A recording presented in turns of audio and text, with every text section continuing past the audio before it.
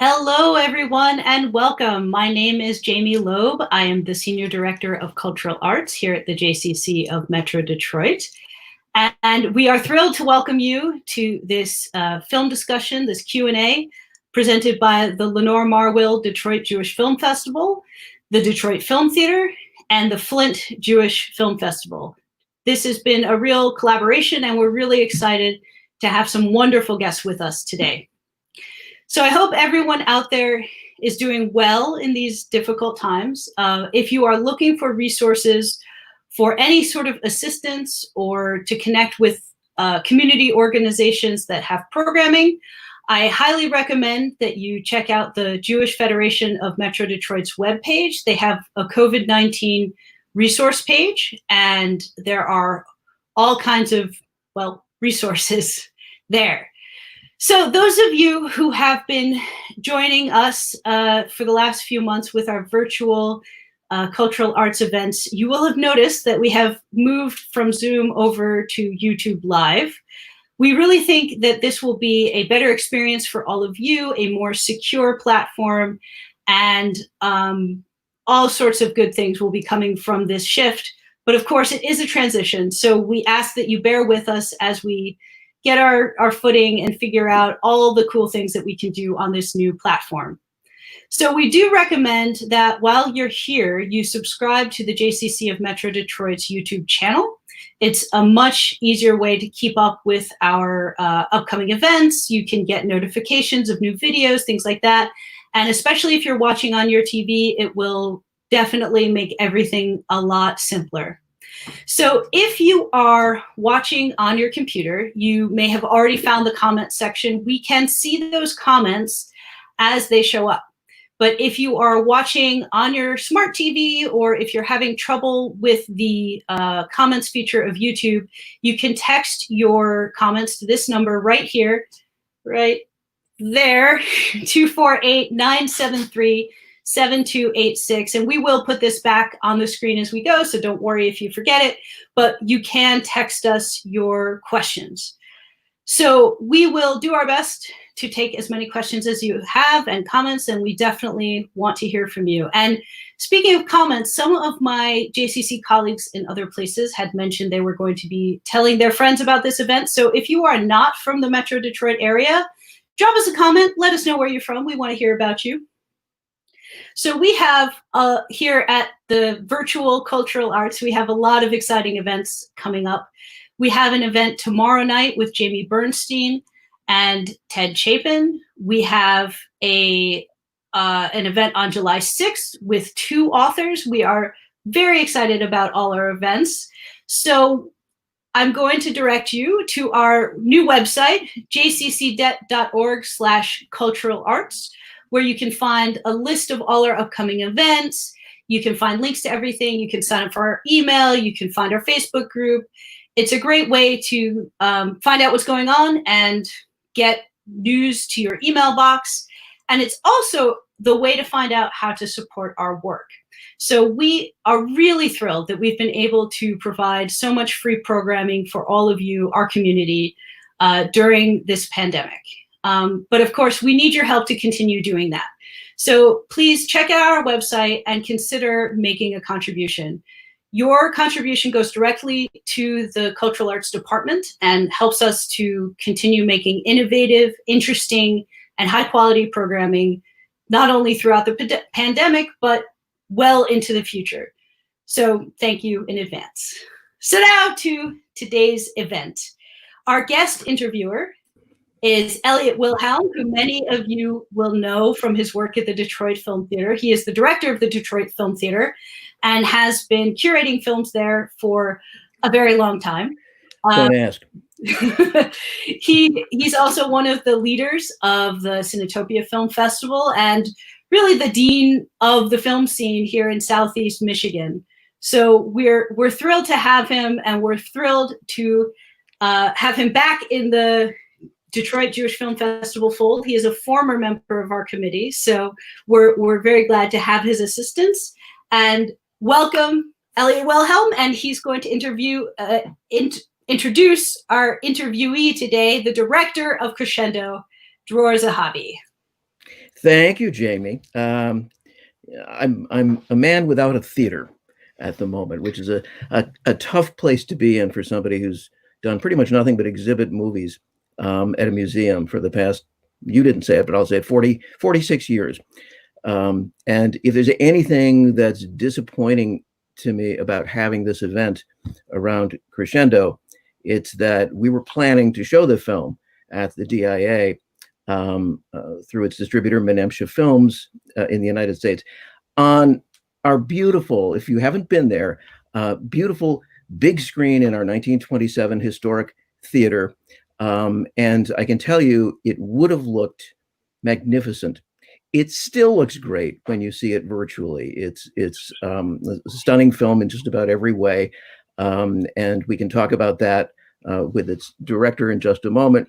But it's a difficult world right now for movie lovers.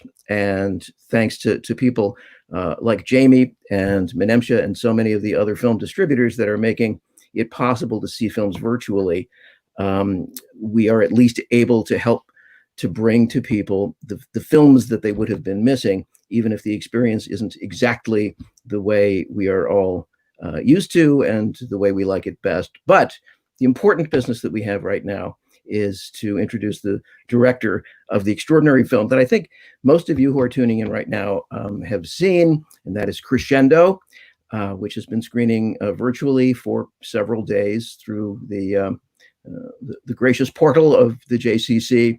And it's my pleasure to both introduce and meet Dror Zahavi, who's sitting right next to me, it would look like. It's a small world, isn't it? Yeah, it is. Yeah. So listen, tell me, your movie premiered in January, if I'm not mistaken. And it's been playing around the world. How many theatrical big screen engagements have you been able to get in prior to this crisis we're all in? Well, all over the world, we didn't succeed really. We had a premiere on the 15th of January in Berlin, and we went on screen in Germany on the 16th, and we had quite a lot, quite a success with the film. But as you know, at the beginning of March, they closed the cinemas, and it hit Crescendo as it hit all other films. Yeah. One of the things that's a shame about this is that Crescendo is a movie that's really needed right now. If there's a film that would be a wonderful way to get theaters started again, this would be a great one. But it's out there. I have to tell you, as much as I love films and as much as I get my hopes up every time the lights go down in a theater, sometimes I can be like many other people who have seen lots of movies, a bit cynical, sometimes a bit jaded. And I read a quick description of Crescendo and compressed it as, here is a film that will bring about world peace because of the joy of music. And I said, I think I've seen things like this before, but I'll give it a try. And of course, it's actually anything but that. It's much more complex, much more shaded. It's always surprising. And as I say, it's also physically very beautiful. But what's really remarkable about it, most of all, I think, are the performances in the film. You've found some great actors. Is this cast partially non-professional, or are they all professional actors? Because you could have fooled me. They're all so natural. Well, this is the new experience that I made as well in this film. Only the four, there are, well, everybody saw the film, I hope, that are listening now. So only the two adults and the four main actors are actually actors, if you can call them actors, because they are so young. The girl who plays Shira, she's 18. I mean, I don't know if you can call her an actor, but you can now. Yes, she's 18. She was 18 when we shot. We were shooting in 2018, so she's now 20. Actually, the same position that that Shira would have been in the film, closely to her way to the army, and all the rest of the orchestra are wonderful and great musicians. Some of them from the Israeli Philharmonic, some of them from Divan Orchestra of Barnboim. I don't know if it is a name for you in the States, but in Germany and in Europe, it is one of the most famous conductors, and his orchestra is very, very famous in the world. It is also an orchestra of Jews and Arabs. So it was a very exciting experience to work with non-actors, actually, and to get from them, to tell you the truth, really easy, because they were so gifted. This result of authenticity and that you believe them. And speaking of believing them and authenticity and the passion of the performances themselves, there's a scene in the film, and I think everybody who's watching right now has seen the movie, so I'm not really worried about spoilers that much, unless you are. But there's a scene in which the conductor in the film is in the midst of trying to get the Palestinian members of the band and the Israeli members of the band to actually release their feelings and to get to know each other as human beings, and to get to the deepest part of this seemingly natural hatred that they have. And you have the conductor lay a rope down, and they divide into tribes, in a sense, across this rope, and begin to express what turns out inevitably to be anger, as well as some frustration and tears. Can you talk a little bit about that scene, because it's remarkable, and I'm wondering how you A, controlled it, and B, if it's as natural as it looked in the film. I know it's a movie, but nevertheless, it was kind of one of those moments in which you kind of cringe, really worrying about the actors and at what point were they acting and at what point were they not acting. What was it like? Yeah, it is amazing that you mentioned especially this thing, because this scene, because it was a key scene in the movie, not only because of the importance and the dramatical development of the film, of the story, but it was a key scene because it was very, very difficult for the non-actors to get into the scene. Some of them said that they are not willing to scream or to yell such things like fuck the Jews, and I hate all the Jews, and all of you, and I wish you death, and you know, in the scene they are cursing and putting all the anger out. They refused to do it because they said, I can't just bring hate to the other side. I know these people. So I had to explain them the difference. This is when you work with actors, you don't even have to mention it because it's their profession, and they know that the character that they play doesn't have anything to do with their own personality. But this is exactly what I had to do there, to explain them that what they are acting is not what they think or what they feel to the other side.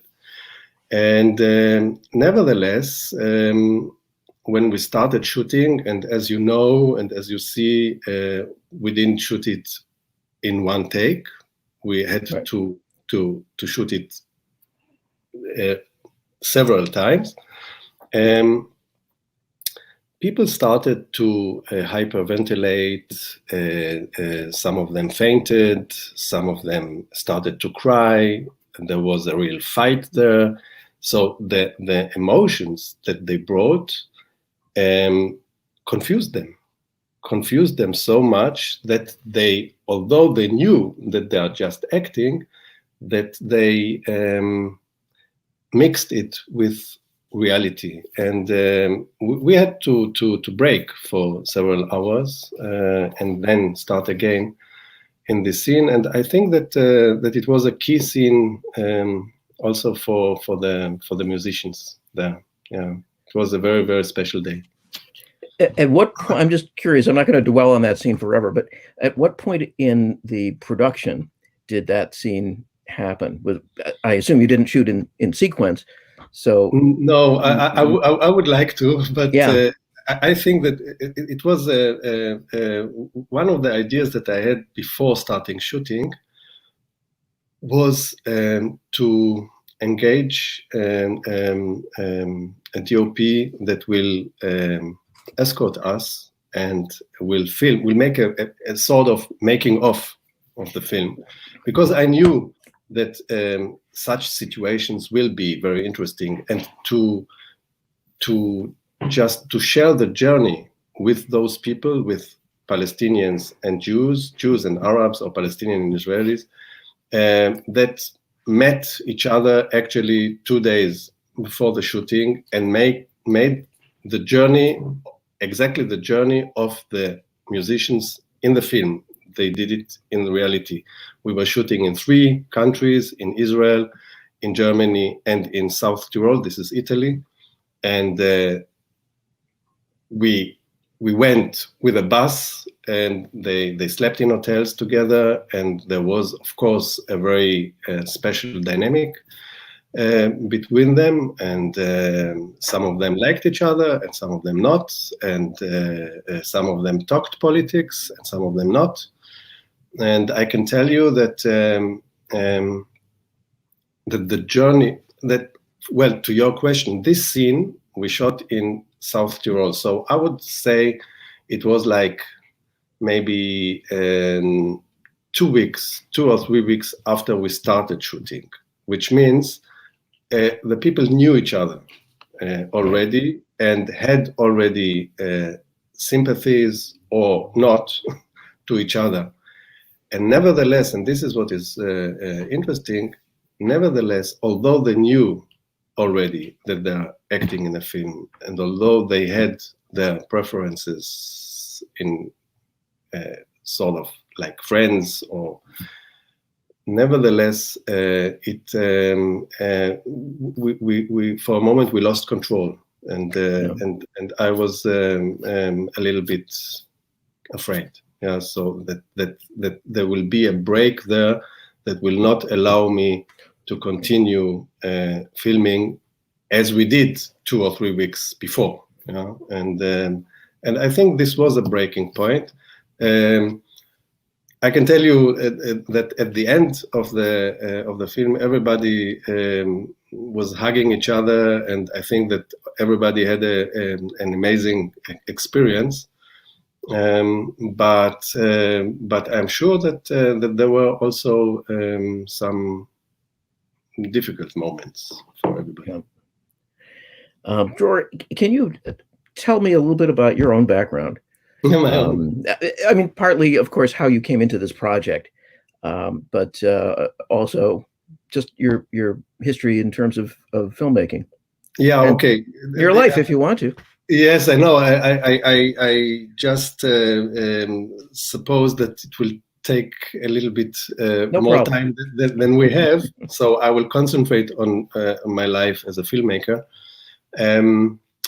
Well, of course, just for the history, I studied directing in Germany, and I was working a little bit in Israel in a time in the 90s where Israel was a very small film country with only 4 or 5 cinema films for cinema at all.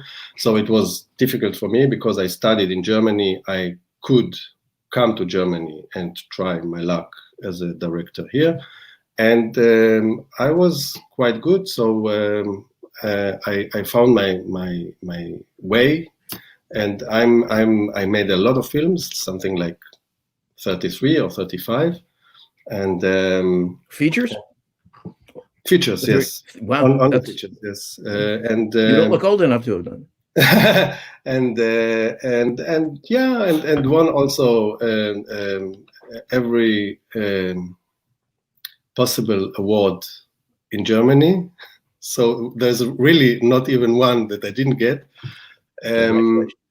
Yeah, so I'm lucky because I can work and I can live from the only thing that I love in life, and I always say that I can live from, I earn good money for something that I will do for free, you know, and this is a very, very nice feeling. And yes, so now to Crescendo, the producer of the film, which is Arthur Brauner, he died 2 years ago at the age of 101. He was a Holocaust survivor, and he was in Auschwitz, and he came back to live in Germany after the war, and built a huge company of film, CCC. It's a very famous name. A very famous name, and he made a lot of money, and got, you know, at the 60s and 70s, he was involved in all European productions like the Italo westerns and the films with Alain Delon and everything, you know. His name's on everything. Yeah. Okay. So he called me and offered me to make this film. It was 2013, and I read the script, and I had serious problems with the script, and I told him that. And I asked him if he will be ready, that I will rewrite the script like I think that that it is proper. And he was a very strong producer, so he didn't agree. So I was off, and in 2017, his daughter Alice Brauner, she called me, and she felt the same as I did towards the script, and I could rewrite it with a friend, with a scriptwriter, and this is the result. I'm wondering, did the death in the film, was that in the original script? Well, no. In the original script, there was the film started with an explosion of a bomb under the stage where all the orchestra played, and 2 or 3 people died, all of them Jews, and something like 7 or 8 were injured. And the story was actually who did it and why. And the answer was that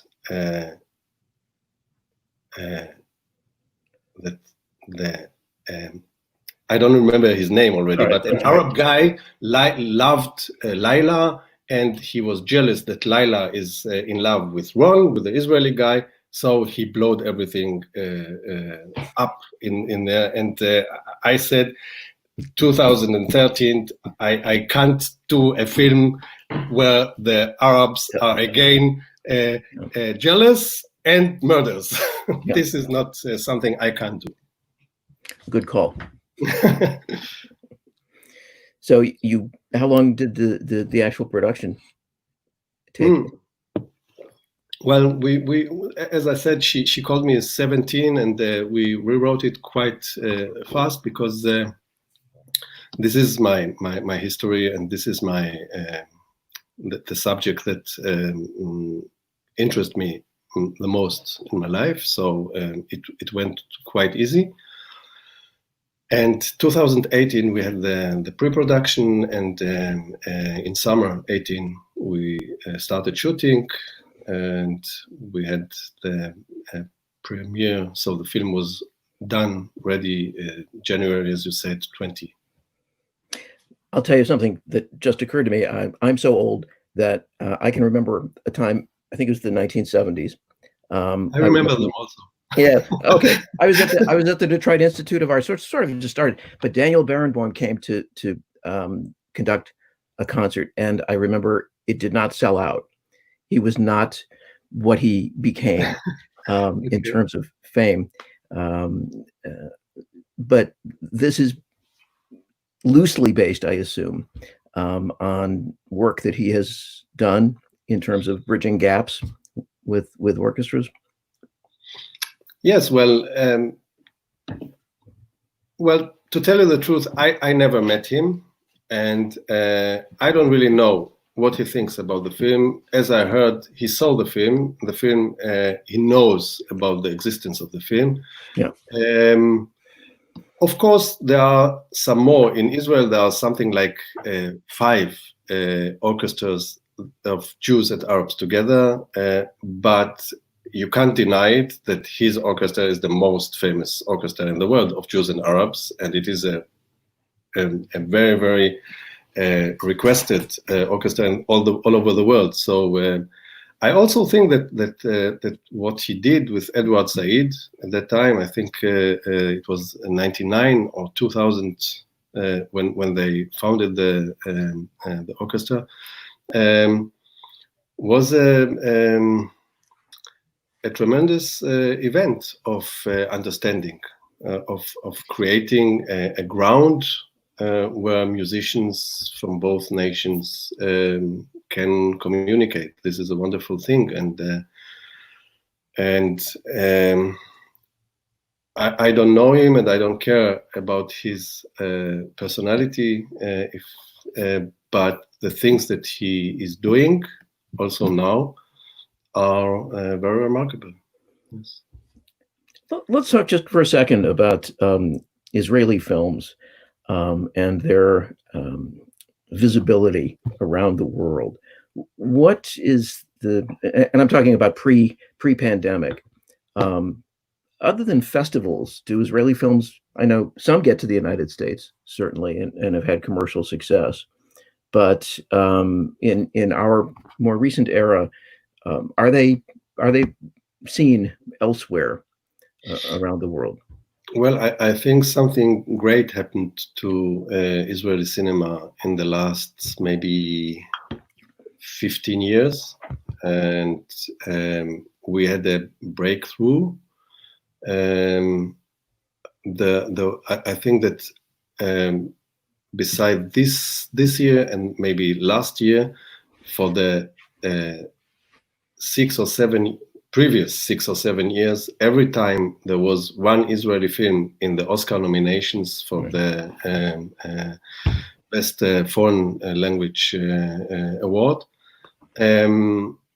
Israeli series are floating. Netflix and Amazon and even Sky now, I saw. So I think that that the thing that the lack we had in the 70s, 80s, and 90s, where there was, in Israel, to make a film, when you look at Fauda, for example, or you look in HBO series like that took Israeli ideas, Homeland, yeah, right. I mean, everybody knows Homeland. Yeah, nobody knows that it was created in Israel. Yeah, the original. Yeah, so when they made it for HBO, I think they had something like $1.5 or $2 million for an episode. In Israel, there was $200,000 for an episode or something like that, if not less.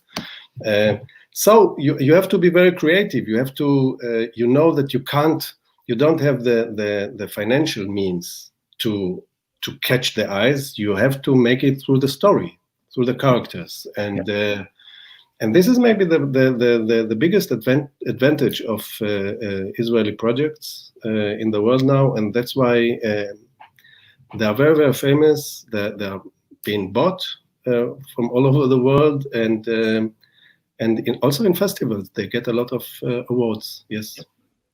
All right. I'm doing all of the talking here. While I'm doing that, there are all kinds of questions coming in. So let me field a couple of these and pass them on to you. Judy wants to know about the use of music in the film, specifically what choices you made and why. Okay, now I see the question. Well, yeah, I know it's yeah. Well, I will say just the truth. I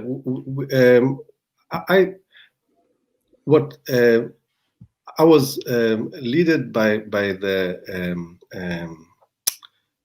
We wanted to make a film about music, and from the beginning we said we are taking the first 20 in the classic charts of all times. Yes, so we wanted to have music that will be emotional.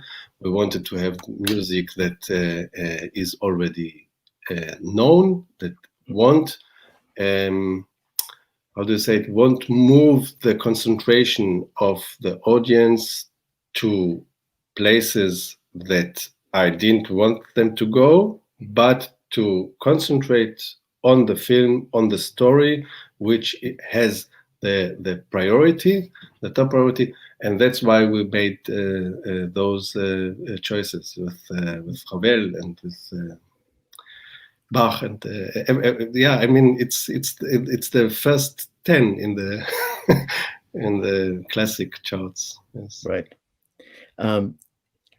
Yeah, Bolero surprised me at the end of the film, but the Peshel Bell did not. And here's a question about Bolero that just came up. Being a wonderful choice to end the film, and what was your thinking behind Bolero? This is a specific question from Jeff. Yeah, well, the Bolero is the most famous classical case of crescendo. Crescendo means in the music an increasing music. Increasing volume. In volume, but of course, if you translate it to other fields, it is a growth. It becomes more elaborate. Yeah. To in my eyes also to become mature. Yes. To grow. Yeah. And because this is something that is a part of the repertoire of every big orchestra, like the Divan Orchestra of Barenboim as well. I heard it there, and it symbolizes the growth of this group, and of course we wanted to end the film with Paukenschlag, with an effect, you know. Right. So this was beside me is sitting one of the musicians of the film. That's why I'm looking to her when I'm talking about music. So yeah. Yeah, I don't have huge musical knowledge, but I was proud of myself that when he was tapping on the window in the airport at the end, I said, I think this is going to be Bolero. So. Mm-hmm. Yes. Cheers to me. Kudos to me. And a friend of ours, Jamie, wants to know about the closeness of actual events. And, you know, Jamie, you want to just chime right in? I know you're there. So that was actually something someone had texted me about wanting to know how closely the film mirrors actual events, and, you know, if you followed up with the original group of musicians. Right. Well, we talked a little bit about it. I still have a connection to some of the musicians, mostly via Facebook and Instagram. But maybe I will tell a little bit how I got to this group, because I think I was looking for Jewish and Arabic musicians all over the world. It was very, very difficult to find, especially the Palestinians. I couldn't find them in Europe, because Palestinians that were in Europe, most of them refused to work with a production and with a director who is a Jew. So I went to Israel, and I started casting there. I casted something like over 300 musicians, and like in the film, there were 95% of them were Israeli Jews, and only a few of Palestinians. So it was a very complex time of searching for the musicians and for people that will suit this film. Yeah. I don't know that I don't want to say that I selected them also according to their political views, but it is also obvious that there weren't any Palestinians that hate Jews so much that will participate in such a film with Israeli Jews, or the opposite. Israelis, Jews that will hate Arabs so much that they can't stand them. So we didn't have this hardcore cases in the orchestra. Although I can tell you that that especially in the Israeli group, we had all the whole scala of political minds of the Israeli street, from people that are just apolitical and people that are very engaged. So it was important for me, the group. I like them very much, and I still try to have some contact to them. But the work of a director is like, film is like a circus. We are together and we love each other, and it is very, very intensive when we work together, but then it goes and everybody goes home. And so I have only to one of them very, very strong contact. Just ask you a question about the conductor in the film telling the story about his parents. And it's key to the film. And in fact, there may be some people watching who haven't seen it, and I won't go into detail with it. But he uses the story as an example of how almost anything can be overcome in a way, that it is possible to coexist even under the most extreme of circumstances and backgrounds. Did that story come from any kind of experience of anyone that you knew, or any person, or was it just... No, it was you're completely right. It was the motivation to give him this biography was to show that the deepest wound, the greatest hate between two people can be overcome if there is a will there. And of course, when we wrote it, it was like this. When I spoke to the actor, I don't know, you know him. He was also nominated. Yeah, he won the Cannes. Tony Erdmann, right? The European award. We developed it with him afterwards as well, but it was the intention was to make something to show those young people that what you now think that is. You think that's bad? Yeah. Yeah, that not only that you think that it can't be solved, right. And just look at history, and there were much greater conflicts that have been solved. That part and his performance take on not just because of the shock of finding out about this, but a second viewing would reveal that there's a lot more resonance to his background, and I'm referring in a way to the audition scenes early in the film, in which he's not necessarily trying to soothe everybody's feelings. He says, you aren't good enough. We're not going to use you. And the girl who comes in and begins calling him all kinds of names. There's a real, I mean, we understand that conductors, I guess, can be this way. But he seems unnecessarily brusque, and it sets us up for who this person may be. And we find out certain, I think, reasons that may account for his manner, but not his ultimate personality. It's a very interesting piece of acting and of writing too, because he's multifaceted. He's not just this little saint who wanders in and wants to do good for everybody. He's working through things himself as he does this.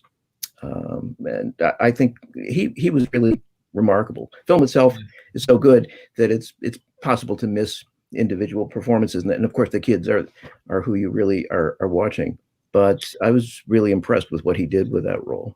Yes, he's to tell you the truth, I can't imagine anybody else doing this this part in the way he did it, because the difficulty of this part was, as you say, to have the authority of a conductor.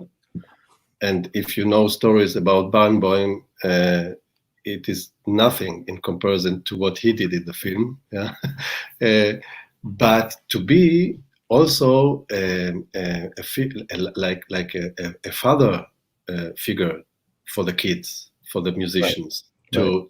To be a mediator, you say in German, yeah, and someone that connect, because a mentor, yeah, a mentor for the group, and in order to do so, you have to also as an actor, you have to give up a lot of your egocentric that he has. He is one of the most famous actors in Europe.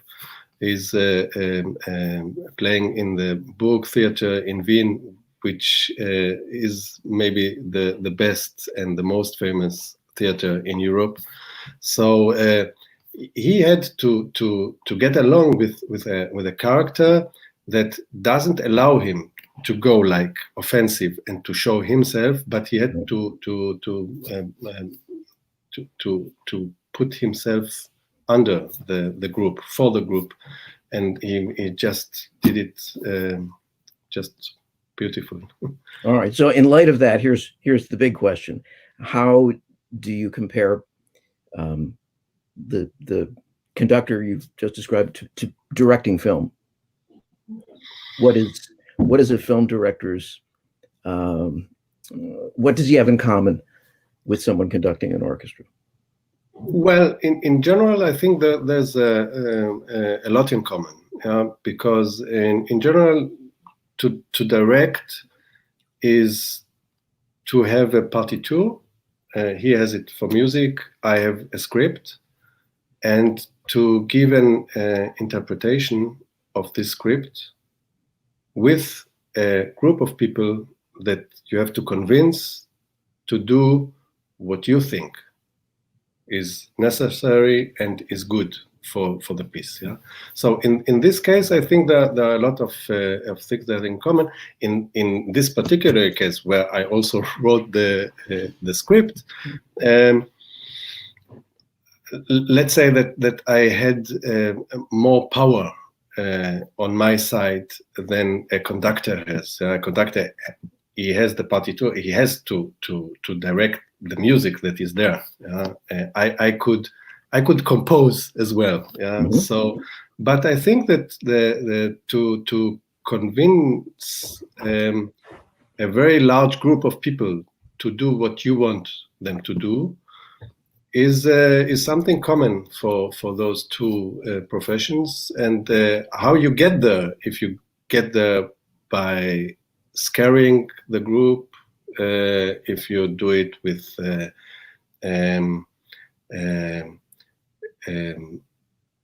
violence, like I don't mean hitting, but I mean psychology and violence, or you do it with love, and you do it in giving them power. Those are different methods of people in such positions. But if the result is good, nobody will ask them how they get there. Vittorio De Sica has described his one aspect of his making of The Bicycle Thief. Yes. When the child, little Bruno, has to cry in one scene, De Sica said that he couldn't get this little boy to do what he wanted, and he had somebody from his prop department fill the kid's jacket with old cigarette butts, and he told the kid, you know, when people see that you've got these old cigarettes and ashes in this coat, they're going to think that you're a tramp. They're not going to think much of you at all, and that's what I think of you too. And he began just breaking down and sobbing, and he said, "God, that was great." Apparently, the kid Enzo Staiola, he grew up all right, but as an example of violence, that's one that I think is right up there with tripping horses, or even worse. But let me I can remember a story about Roman Polanski. He is a living director. That he was working with Catherine Deneuve, the French actor, and he wanted, when they started working, it was the first scene of the film, Repulsion. Yes, and he wanted to show her that he has the power. So he just went to her and took 2 hairs of her and pulled them out. And she said, "Why you do it?" And said they were standing like this, the camera could see them, so I took them out. And it ached her. Yes, this is also an act of violence. Yes. Yeah, but since then she did what he wanted. That's true. That's violating someone's personal space, I would say, exactly. in the extreme. To go back for 1 second, and I know we've got other questions.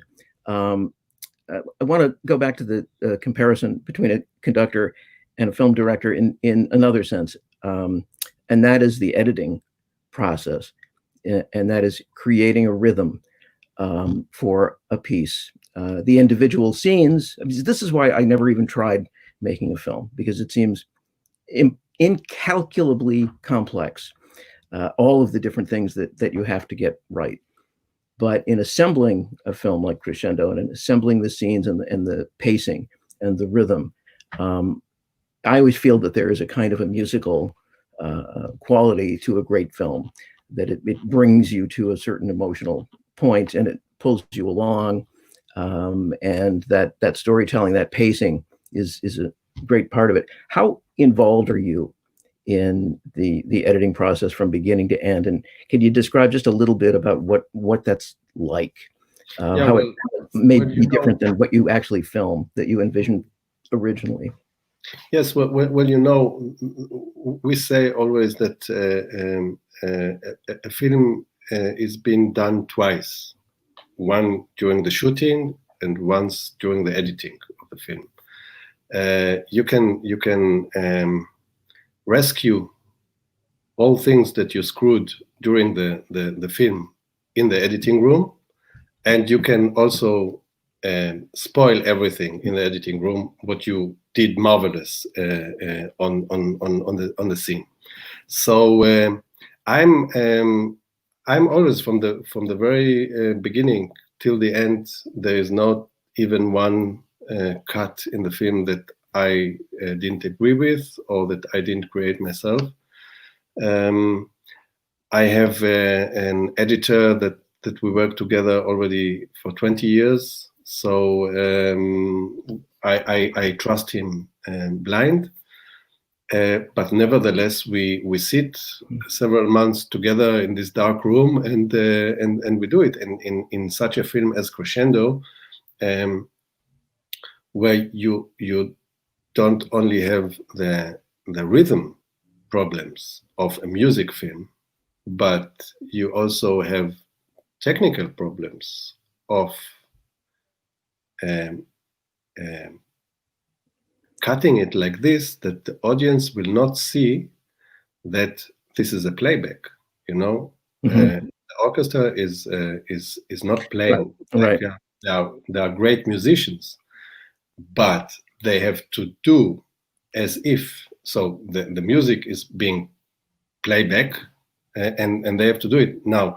Sometimes, if someone of them didn't notice and he's in the violin or in the he's not synchronized, you have to rescue it in editing. So it was also in this sense a huge work to get it. But he's very, very gifted as well, the editor that I have. So did the kids do most of their own musical performances, on screen? Were they doing all of their own work? Well, we had to do it in order that it will be authentic. When I recorded the music, I recorded it with a very good orchestra, but I told them that this is actually not a professional orchestra we are making a film of, but a youth orchestra. So they had to put into the music elements of that are not perfect. That if a professional musician will hear the music, he will hear that that it is not a very good orchestra. But this was exactly the intention. That it won't sound like the Israeli Philharmonic or the New York. So this was also, now the musicians that we had, they were very good, and they heard that it is not a very good music, and they said, well, I can't play like this. But it was a playback, so the contradiction was not so big. Yes. And those musicians are credited in the film too. Yes. In the end credits, which I thought was a class move. That's yes, because I consider them really not only as musicians. I consider them actors. as actors. Exactly. Yes. Yeah. Because if only one of them would not be would not have the face for this part, it could have been disaster, I think. Yeah. Jamie, we got more questions coming in. Oh, we're getting a lot of requests to know who killed Omar. Who killed them? Oh, well, it was an accident. It was an accident that they tried to run away, and because they were so frightened, they crossed the main road in the night, and there was a truck hitting him. And, but not the same van that we saw earlier in the film. No, right. I know that this is a moment that some people didn't get, but it doesn't have anything to do with action there.